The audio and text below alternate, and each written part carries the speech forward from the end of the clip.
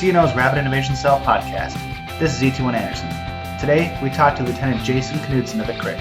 Lieutenant Knudson is an IW in Mustang who has innovated as both an enlisted and an officer.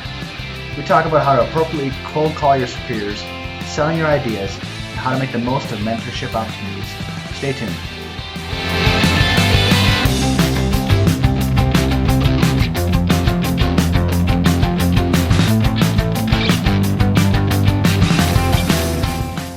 All right, welcome back to the CNO's Rapid Innovation Cell podcast. This is E21 Anderson. Today I have with me Lieutenant Jason Knudson. How are you doing today, sir? I'm doing great. All right, so Lieutenant Knudson is an IW officer. And why don't you tell us a little bit more about yourself? So I'm an IW officer. I'm currently stationed in Maryland from Colorado. Been in the Navy about a little over 15 years. And I've had a kind of a varied past. I started off enlisted as a CTT, working off of aircraft carriers. Then I went through a special program and went through SWIC school. Did some stuff with Special Boat Team 20. I picked up an officer package. Got a physics degree and philosophy degree from University of Colorado. Worked at the National Institute for Standards and Technology for a while. Then commissioned as a submarine officer. I went through nuke school, made it to the USS Kentucky, and did some side stuff on the USS Michigan. And now I'm stationed at Nyack, Maryland as a information warfare officer. Cool. You're our first Mustang that I've interviewed for the podcast, so it's good to see we've got good good rounded group of individuals. So you've done submarine stuff, you've done carrier stuff, you have a really well balanced outlook on things. What brought you into the innovation world? So the innovation world is was attractive to me pretty much because I've been that guy who didn't fit in anywhere in any structure that I've ever lived in. All the way from high school, I was the guy who wasn't doing homework because I figured it out already. Sounds familiar. In some cases, it was true. In some cases, I just needed to mature a little bit. But I was never happy with the size of the sandbox that I was given. And I always thought I could do more. Mm-hmm. And what attracted me to innovation was the concept of giving yourself permission. Give yourself permission to expand your knowledge and give yourself permission to take an idea and take it into action. And it took me a long time to actually get to the point in my life where I was able to give myself permission, because it's a scary thing. Some of your friends and your colleagues are going to look at you like you're insane, all the way through until you either prove your concept or you fail, which is the other half of it, is not being afraid to fail. I think I'm at a point in my life where, after 15 years in the Navy, that I'm comfortable with the fact that I could fail, and I'm excited and invigorated by the opportunity to build a sandbox to play in and give myself permission to play in that sandbox. Yeah, fear of failure is definitely something that I come across once in a while.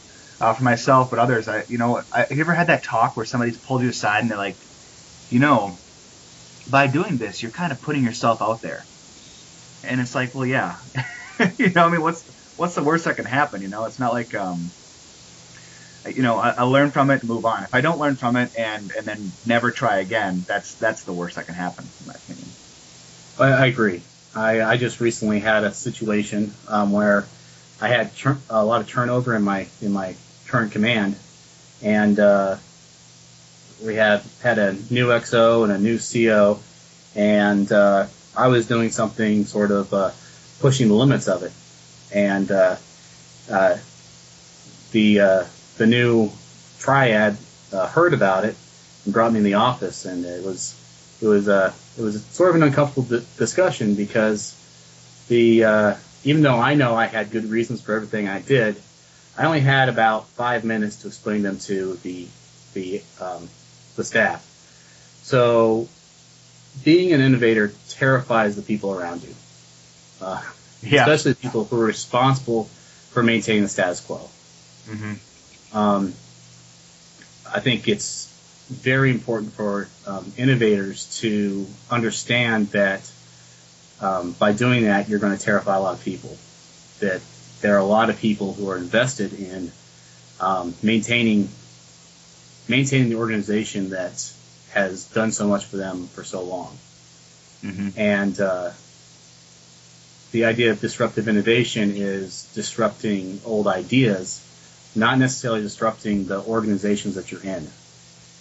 So one of my big things is providing top cover for those that are innovating alongside me, building your network, and then also finding those mentors that will protect you. Because to be honest, if you're an ET1 or you're an O3, in the grand scheme of things, we're squishy. Yes, absolutely. You almost need to learn salesmanship as an innovator. You need to learn how to really get other people to buy into your ideas and sell yourself as somebody who can solve problems and do it effectively, and not just somebody who's going to have some ideas that never follow through with it. And then, you can't just flip the tables. You got to bring up a new table that's better. That's funny that you bring that up, because when I was transferring over into the IW community from submarines, I realized that I didn't have a problem with an administrative problem. I had a salesmanship problem. So I spent 3 months just reading sales books. Oh, okay. How do I make myself a commodity, and how do I sell myself to this community that I want to go into? Which books did you read? Did you have any suggestions? I don't have any suggestions because I did aggregated summaries. Okay. So the sales problem is probably one of the most prolifically written topics out there. So I just went and I think the book I read was The Sales Gurus. Okay. And it's just a 1 to 2 page summary of about 20 different sales books. Oh, nice. So I'm a big proponent that sometimes you don't have to read the whole book to get the gist of what's going on. Yeah, and with sales, a lot of times it's tactics too. So if you just pick up little tactics, you don't need to read the whole page to get one tactic. So, right, very cool. Okay, so you were talking about how you worked with sales and so yeah. So the sales is just an example of one of the things for innovation, we may be looking at bringing in ideas from an outside organization, crossing them over into a different domain.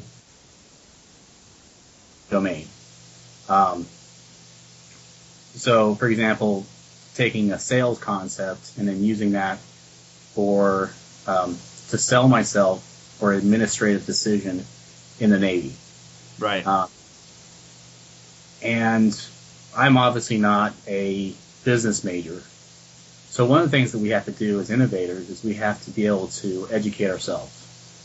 We have to be able to say, hey, I heard a 30-second blurb about microbiology that I think I could use in a technology demonstration. Well, now I have to go and study this field of microbiology in order to incorporate in something I know. And it's just important for us to understand that we don't know everything, and that part of the onus is on us if we have an idea that we better get ourselves educated so that we can express that idea in the best way.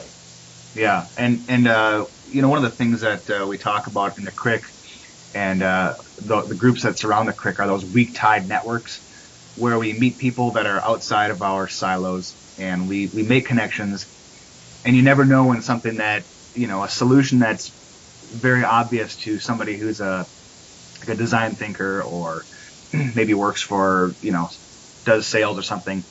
It's easy for them. It's something they do every day and they don't even think about, but for us it might be very hard. And so making those connections and talking to people, which, another reason why we at the CRIC go traveling so much, is to immerse ourselves in that environment. Well, absolutely. I think that is one of the most attractive things to me of being a CRIC member is the ability to go out and meet all these people and the access it gives. One of the things I'm trying to develop within myself, which is still new, is the ability to cold call, to read a book by somebody and then look at the author's name, try to find him in a registry somewhere, Sure, and give him a call. And I think it's going to take a little bit of a shift in my thinking. I'm getting there, but to realize that each one of these people are the same as any one of us listening to this podcast or floating around the internet. The difference is they're at a different place in life. The people that write books, that sit on TV, that have columns in the New York Times and the Washington Post, they're just people like us who took an idea and turned it into action and did it over and over again. So yeah, and there was that there was like a PDF, like an ebook that was sent out a few months ago, and it was talking about how to cold email somebody. And it was 50 pages, and it was all talking about ways that you can get a person's attention who may get 50 or 100 emails a day, and what's the worst that's going to happen? They might ignore your email. It's not like they're going to, write you back and CC your chain of command and say, how dare this person email me?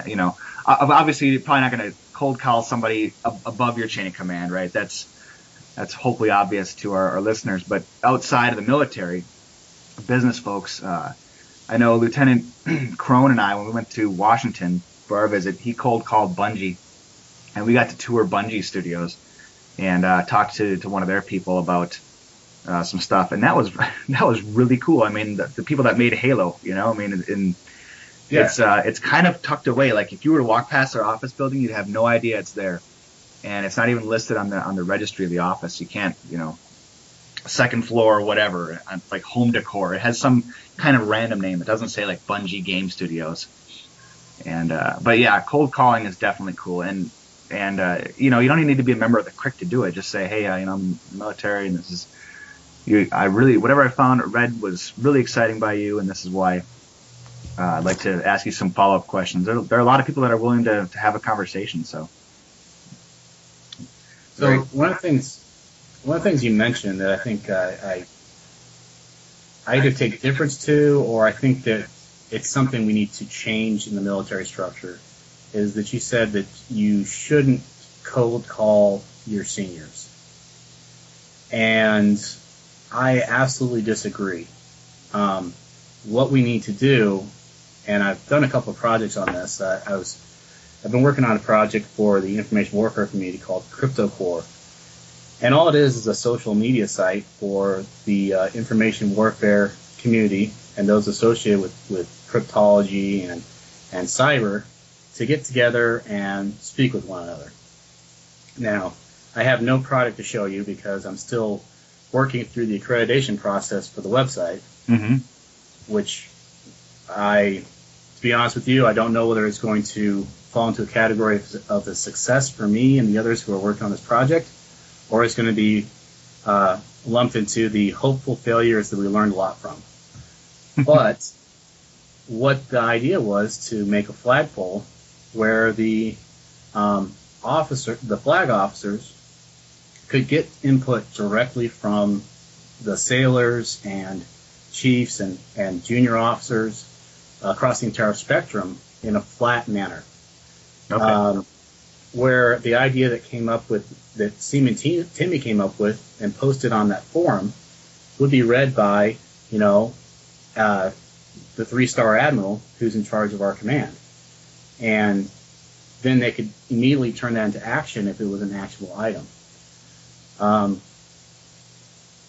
Unfortunately, I don't have the structure built for that. But there is a structure in place to do this, and it's not new. It's something that junior officers and thinkers around the world have been doing for years, and that's writing and publishing. And it's so easy to write and publish now. I'll go back to my point of giving yourself permission. You just have to give yourself permission and put yourself out there.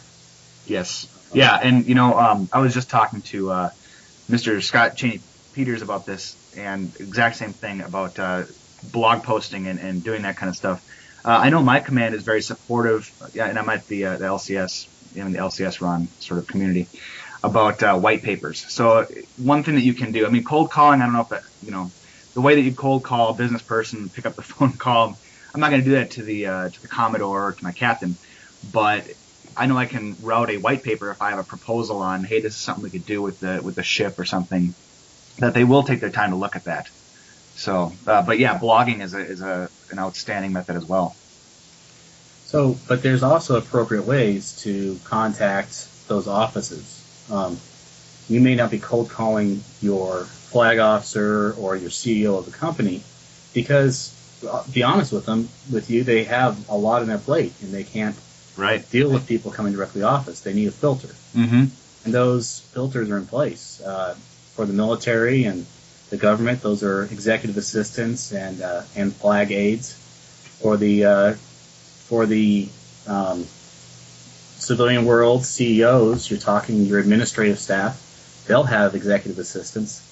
One of the best networks that you could build is the administrative assistant, executive assistant network.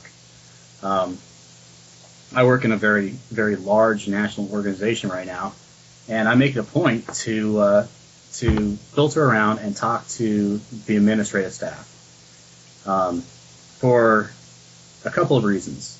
One, they're awesome people. They know everything that's going on. They're put in their place because they are open and engaging individuals. And number two, because they have insight and they have access to the people that I'd like to talk to, that I'd like to cold call. So maybe your cold call isn't to, 3-star admiral. Your cold call is to the executive assistant. Justify to them that you have a reason to access this person, and you can access them. I love it. So I'm ET1 or I'm Lieutenant Timmy. What do I do? Who do I call? Like, do I call for? Take me through the process here. Let's do the harder case. Let's do the ET1 case, because you have a lot more layers to go on. Right. This is what I call the magic of the CC block. Right. You send an email. You got the to block and you got the CC block. Few people use the CC block, and a lot of people are inclined to use the blind CC block where nobody sees who's copied on it. Right. If you're going to jump through several layers of command, you need to make sure that the layers of command in between are informed on what you're doing. And you can do that through the CC, where they see every single action that you take, because every communication you give has been copied to them. Yeah, that's huge. Yeah, that protects you. Yeah. That also acts as a publishing tool. It acts as a way of telling about the good things that you're doing, and also identifying problems to your chain that might come up. So that's number one, keeping your chain of command informed, using the CC. It may not be email. It may be a drive-by. Hey boss, I just ran into the 2-star admiral in the elevator. He asked me how things were going. I pitched this idea to him. I don't know what's going to come out of it. That is the equivalent of a CC. Nice. So the second part is figuring out the appropriate manner to access the person. So keep in mind that these people are incredibly busy, that they have 1,000 things flowing through them, and they need things quickly digestible and not in detail. They need to make a decision about why you're important for their time. And it might just be that they're interested in what you're doing, or they want to mentor somebody who's young. But you need to be forward on that. Sir, I need some mentorship. You were recommended to me by this person, or I saw your blog on this. And then you respect their time by talking to whoever scheduled their time for them and getting on their calendar.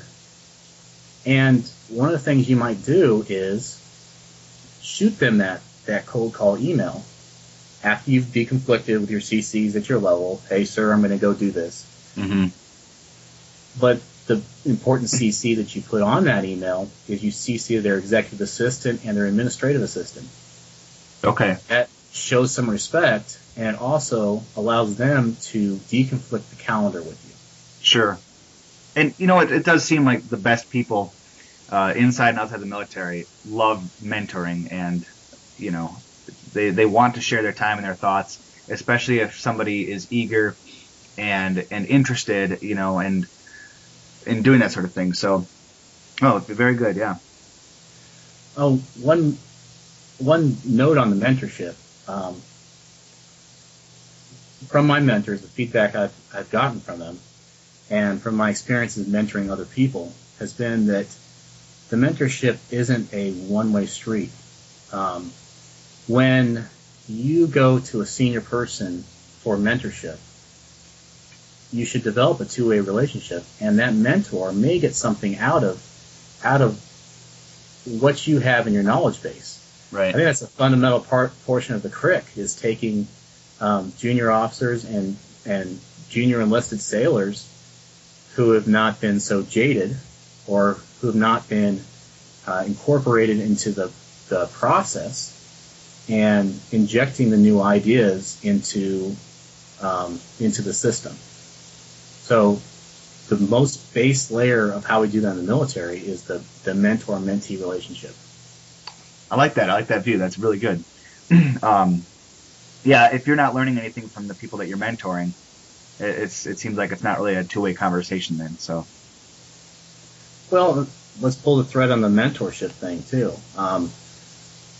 There's a big push in the military for mentorship, and as soon as we mention that, people start codifying that into procedure and dictate that mentorship shall happen. Yes, yes. I believe that mentorship is a choice between two people, and that just like picking your spouse, or just like picking your girlfriend, or just like picking your best friend, you can't dictate that, and you can't pick and choose who those people are going to be interested in. Yes. For example, my wife and I, we try to socialize with other couples, and my wife may love this one other wife and want us to go have dinner.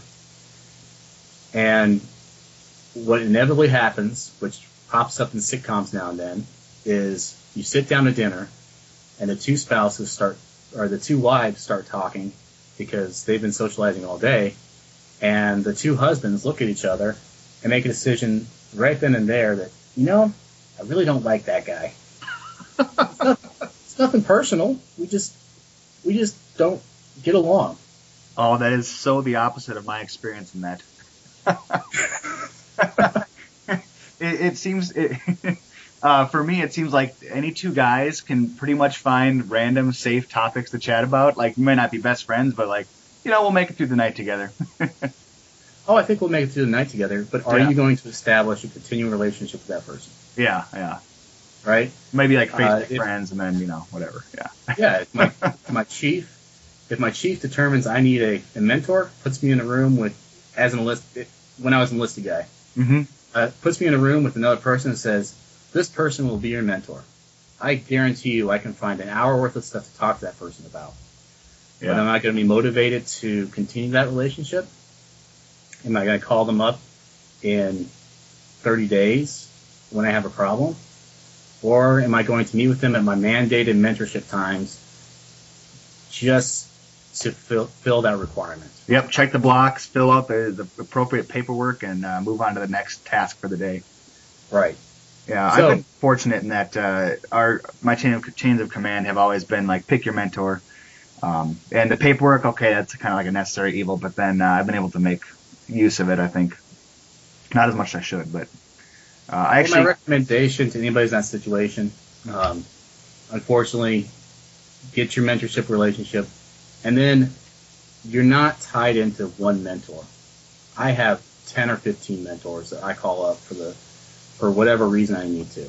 Mm-hmm. So just find somebody that you are interested in getting information from. Yeah, and I know people that charge money to mentor, not in the military, of course, but outside of the military, coaching and that kind of thing, and or pay for mentors. So, I mean, the fact that you have some amazing leaders in the military, and they're available, and the only cost to you is your time and effort, is a huge bargain. I mean, it's not something you see too often in the corporate world. A lot of times you end up paying for mentors, and that makes you money, of course. It's worth it, but yeah, something you should definitely take advantage of. All right, so we actually had a technical difficulty there. Well, welcome back, and we were talking about mentorship. Can you tell us maybe something somebody should do? You mentioned multiple mentors. Do you have different mentors for different aspects of your career, like maybe an innovation mentor, a military bearing mentor, that kind of thing, or? So I do. I don't really classify them as that. Actually, I put them in a category that one of my mentors categorizes. He has his own coalition of the doing, and let me give him his appropriate shout out. This is Commander Sean Heritage's concept. He has a blog, seanheritage.org, I believe it is, and he blogs pretty heavily. I highly suggest that everybody check it out. Yeah, he does some great stuff. Isn't he captain now? Did he make captain heritage? He's captain select, but he doesn't like to be called captain select. So if you're reading this in 6 to 8 months from now, change everything I say to captain. But he also has put up 2 ebooks available on Amazon about his time in command and how he changed his command to be more innovative and implemented sort of a 360-degree feedback for everybody in the command, including himself. But he gave me the concept of this coalition of the doing. And the people that I have around me as mentors are those people that I know I can call up for any problem or any issue that I have, and they are going to give me honest feedback. And so it's not a specific thing that I call them for. It's a specific mindset. The ability to give me the honest feedback I need, even if it's hard, and also the ability to share this experience of innovation with me, because there's nothing better than having one of my mentors or my mentees call me up and saying, I was successful. It's even better having them call up and say, I completely failed on this, but I failed on it so spectacularly that I skidded into a success. So that's what I see. I see the group of people I build around me is the people that I want to be with and I want to emulate. And hopefully they're providing that mentorship relationship with me because they see characteristics in me that they want to help grow, and hopefully some things that they'd like to emulate as well.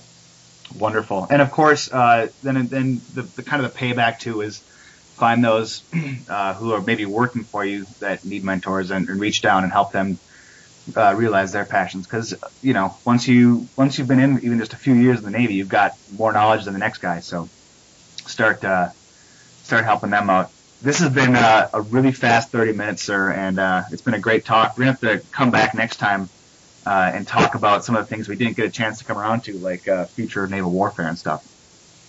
Well, absolutely. I mean, we're at a kind of a tipping point in warfare. We're moving from an area of conflict where we had a permissive environment in Iraq and Afghanistan, where we were able to fly aircraft where we wanted. We were able to provide support.